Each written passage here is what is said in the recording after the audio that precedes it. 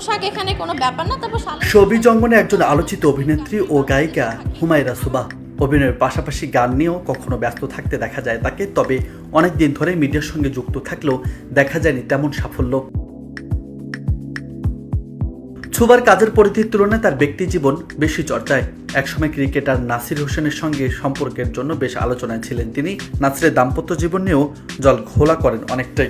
নাসির কাণ্ডের পর তরুণ প্রজন্মের গায়ক ইলিয়াস হোসেনকে বিয়ে করেছিলেন সুবা, কিন্তু সে সংসার টেকেনি, ভেঙে যায় 1 মাসের মাথায়। তখন নিজের আপত্তিকর ছবি ভাইরাল করে দেওয়ার মতো গুরুতর অভিযোগ এনেছিল স্বামীর বিরুদ্ধে। এরপর তাদের বিচ্ছেদ হতেই চর্চার তুঙ্গে চলে যান সুবা। এসব ঘটনা সুবার পুরনো অতীত হলেও এখনও প্রাক্তনদের নিয়ে নানান প্রশ্নের মুখে পড়েন অভিনেত্রী। সম্প্রতি সামাজিক যোগাযোগ মাধ্যমে ভাইরাল একটি ভিডিওতে প্রাক্তনদের নিয়ে কথা বলতে শোনা যায় তাকে।